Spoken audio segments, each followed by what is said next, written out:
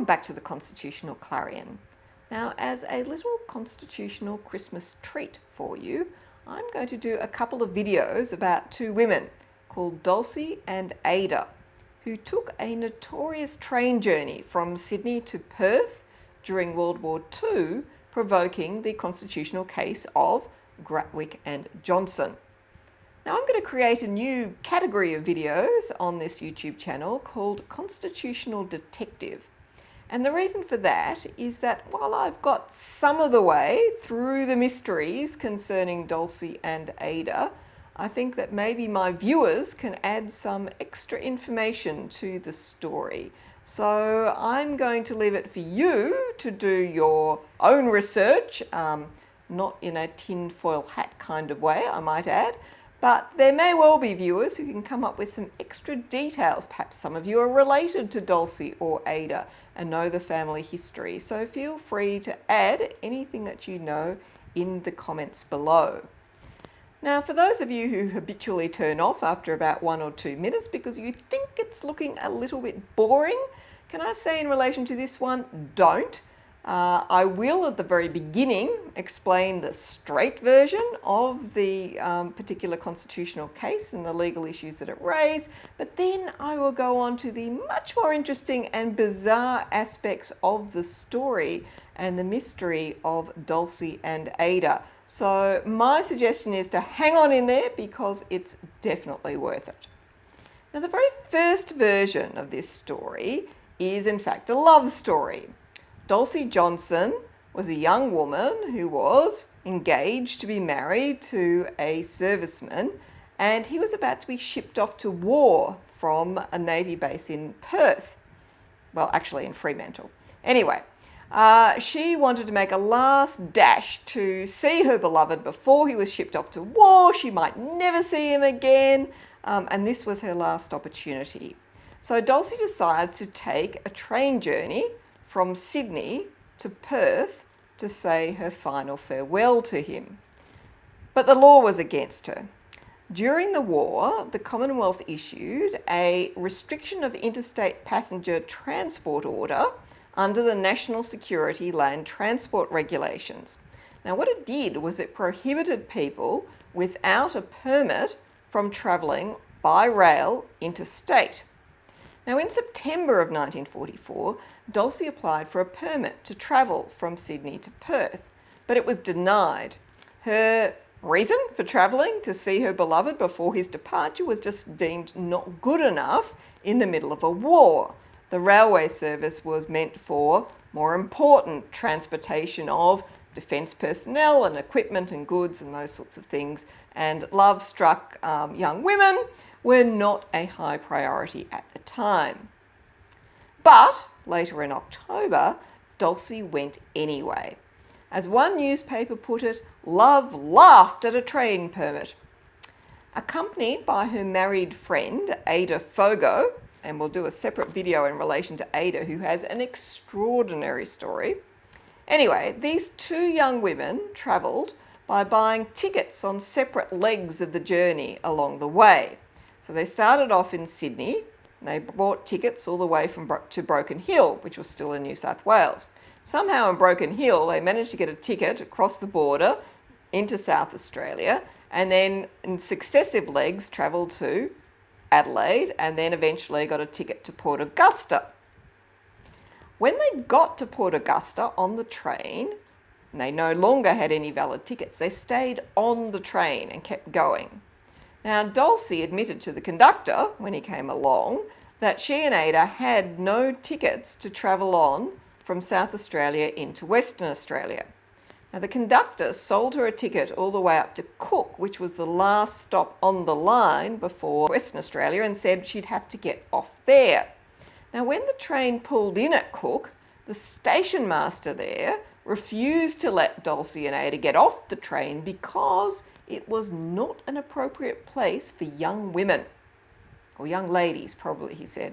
Anyway, Dulcie and Ada therefore stayed on the train, went all the way to Perth, and when they got to Perth, they were prosecuted for travelling interstate without a rail permit. Now, Ada was convicted and fined £5. End of story. Dulcie, however, was represented separately by legal counsel, and he argued that the restriction on interstate passenger transport order, which required permits for people to cross the border from one state to another, breached Section 92 of the Constitution. Now, Section 92, as you will all remember, no doubt, says that trade, commerce and intercourse among the states, meaning the movement of people or goods across state borders, shall be absolutely free. Now, the magistrate in that case, William Warwick, agreed with Dulcie's counsel in finding that paragraph 3 of this order was incompatible with Section 92 of the Constitution and was therefore invalid. So the charge against Dulcie was dismissed, but the Commonwealth then appealed the decision to the High Court. Now, in the case of Gratlick and Johnson, the High Court accepted that transport is intimately related to defence, and therefore that the defence power in the Constitution would support a law restricting transport. So there was no problem with a head of power to support the relevant national security legislation, followed by the regulation and then followed by the order in this case. But even though there was a head of power, this was still subject to Section 92 of the Constitution. If the law had been one that regulated train travel for defence purposes that affected both travel within a state as well as interstate, the court said that would have been valid. Here, however, there was no justification given for the fact that the restriction only applied to travelling across state borders, rather than restrictions for the use of trains for other than defence purposes within the state. On that basis, the order was held to be invalid because there was no defence explanation for the restrictions placed on the interstate travel. Now that's the straight legal story of the case. Now, when I used to teach this case, I would often muse at the end, I wonder whatever happened to Dulcie. Did she get to see her beloved before he went overseas? Did he return home safely? Did they marry and live happily ever after? Who knows? Now, one of my students who was a bit more persistent in relation to this, Claire Davidson, decided to try and see if she could find out what happened to Dulcie. And this is what generated this particular story. So her answer when she came back to me was, might say, rather unexpected. So she discovered that the name Dulcie Johnson was also one of the aliases of a notorious Sydney gangland underworld figure known in the press as the Angel of Death and the Black Widow. This Dulcie, also her original name was Dulcie Markham, and she used other names such as Dulcie Bowen, Dulcie Williams, Mary Eugene, Diane Lee Bowen, and a whole heap of other aliases, which makes her very, very difficult to track, I might say. Now, according to the press, at least a dozen of this Dulcie's lovers or husbands had been stabbed to death or shot, and she herself had more than 100 convictions. She was described by the media as remarkably beautiful and a glamour girl of the demi-monde with Ginger Rogers looks. So every press article you read about her comments about her looks because she was so notable. The police dubbed her Pretty Dulcie, and you can find that quite a lot in the press as well. And she led such a colourful life that there's actually a book about her by Lee Straw called Angel of Death, for anyone who wants to go looking more into that Dulcie. So, was Underworld Dulcie the same person as love-struck Dulcie who took the train to Perth? Now, this is where the detective work comes in. We don't know the answer for sure about this, but there are some coincidences and there are some clues. So the first coincidence is that both Dulcies were blonde and remarkably beautiful. The press, in reporting on love-struck Dulcie's case in Perth before the magistrate there, described her as a stunning golden-haired and tastefully dressed blonde, noting that all eyes followed her as she left the court. So our two Dulcies actually were of very similar appearance. Second, the archival files on the case, and yes, I've gone through all the National Archive files, so if you're going to go doing your detective work, you have to look somewhere else. So the archival files show that proof of Dulcie's identity at the time was waived in relation to the legal proceedings.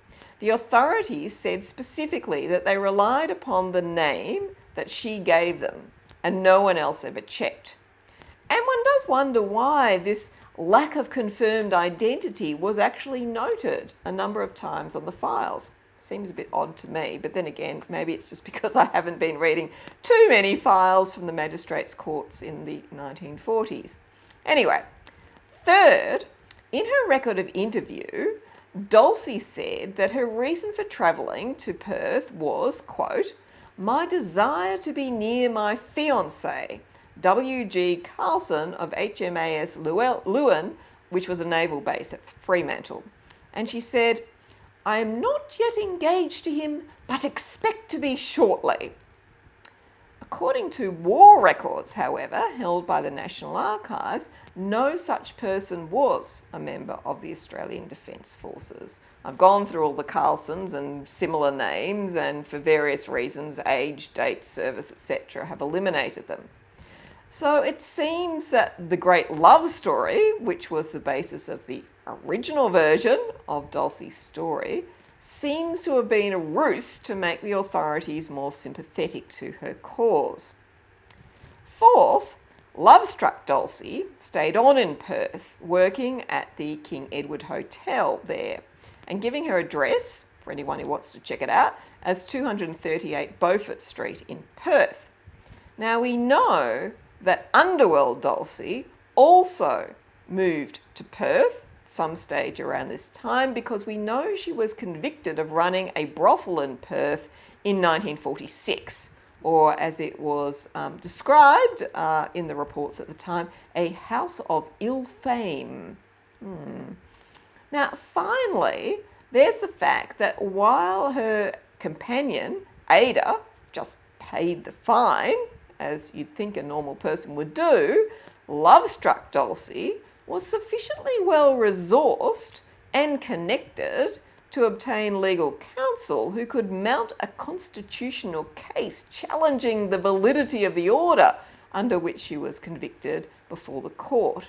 And that's something that an ordinary young woman working in a pub would not commonly be able to afford. Interestingly, when the matter was appealed to the High Court, love-struck Dulcie was represented by two of the most important senior counsel in the country. So one of them was David Morn, and his father-in-law was Edmund Barton, so very well connected. And the other one was Garfield Barwick, who was actually being led in this case by Morn. Barwick, of course, later being the Chief Justice of the High Court.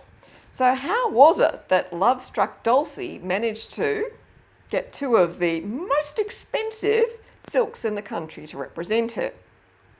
Well, according to Barwick, the then Attorney General, H.V. Evatt, thought that Dulcie Johnson was actually a pretty stalking horse for the airlines. And he thought that the airlines had actually paid for Dulcie's train tickets to get her along the way, because they wanted to use Dulcie to run a more sympathetic Section 92 case, rather than having to establish the point about intercourse amongst the states and the freedom to move amongst the states themselves, because the airlines were engaged in a fight at the time with the Commonwealth about nationalisation of airways, etc. So that was the conspiracy argument about it. Barwick rejected that conspiracy.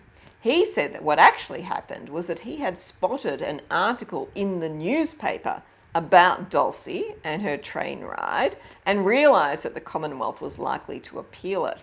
Now, he had already been briefed by the airlines to appear in litigation about Section 92 of the Constitution, and so he suggested to the airlines that they should get in contact with Dulcie and run her case for her in the High Court. So it seems that yes, Dulcie's legal representation was actually paid for by the airlines, but the airlines didn't actually instigate the case. It was already a case that was proceeding, and they just came in to argue it in order to try and use Dulcie to get the more sympathetic treatment than they otherwise thought they'd get. And this is quite plausible because there was quite a lot of publicity about Dulcie's case in Perth in the media. And in fact, one of the articles that I read about it, and obviously there's a whole heap of them in Trove, was actually right next to a page which had an advertisement from the airlines opposing nationalisation of air travel in Australia. So the two were very much connected at the time. So the question, however, then is, were Barwick and Maughan accidentally representing in the High Court a notorious underworld figure who had actually taken a train from Sydney to Perth to avoid the consequences of her crimes on the east coast of Australia? We don't really know the answer. It seems that Dulcie herself never appeared at the hearing in the High Court. If she had, she probably would have been recognised, but her physical absence there suggests that recognition of her and her identification probably wouldn't have occurred. Now, there's one further twist in this tale.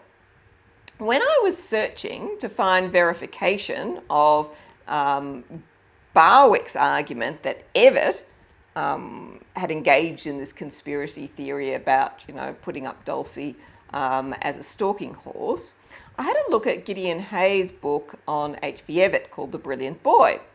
And I searched through to see if there was any reference in relation to Dulcie and the case of Gratwick and Johnson, and there wasn't. But then, when I was looking through it, I discovered there was another reference to Underworld Dulcie, but in relation to a completely different High Court case. Now, Hay claims that Underworld Dulcie, under her alias of Dulcie Williams, was the young woman who was fined £1 for maintaining an unlicensed wireless, and who again got two very eminent barristers of the day, A.B. Piddington, best known for having been appointed to the High Court and then immediately resigning or never sitting because of public scorn about his appointment. So A.B. Piddington, and also Clive Evatt representing her in a challenge to the Commonwealth's power to make laws with respect to broadcasting. That's the postal, telegraphic, telephonic and other like services power. So this was the case of the Crown against Brizzle and Ex parte Williams from 1935. So could Underworld Dulcie have really got two leading counsel of the day to represent her twice in relation to two very significant High Court cases that resulted from extremely minor breaches, one involving a £1 fine for having an unlicensed wireless and another a £5 fine for unlawful travelling on a train? It's quite an extraordinary idea. So at that point, I went down the rabbit hole again and started investigating into the archives about Dulcie Williams, involved in the Brislin case about the wireless, and whether or not she might also be Underworld Dulcie. Now again, there are some oddities in the case. The first is that the inspectors raided a bedroom in what seems to have been a boarding house or a hotel, possibly a brothel, in Surrey Hills, where they claim to have heard a radio broadcasting. Now, Dulcie Williams was not present at the time. In fact, there was no one in the room that they raided, which strikes me as very odd If a radio was a new and precious thing back in 1935, the fact that it was broadcasting in an unoccupied room in some kind of a hotel or boarding house is surprising enough, but why were there two inspectors standing outside the door with their ears against it listening for it? Seems rather peculiar. Now, the following day, after they had heard this radio in her room, Dulcie was interviewed and she admitted to having a wireless for a week without a license. She was charged with maintaining an appliance for the purpose of receiving messages by means of wireless telegraphy, and she was convicted and fined £1. Now, inexplicably, her case was appealed to the High Court, where, on her behalf, it was claimed that the law was not supported by the Postal, Telegraphic, Telephonic and other like services power. She lost the case and substantial costs were awarded against her. Now, in the archival files, where there's a huge fight about how to get access to her and to be able to get costs, etc., Dulcie was described as, quote, ignorant, illiterate and unintelligent. And it was stated that her recollection of what occurred was vague in the extreme. It was said that she was dependent on her husband, who was a stoker in the Navy, but that efforts to track either of them down, Dulcie or the husband, had failed. Basically, they couldn't find them, and they thought there was no hope of getting the money from them. There was also a claim that her solicitor had acted without her informed consent in bringing the appeal, and therefore there were proceedings to actually try and get him struck off as well.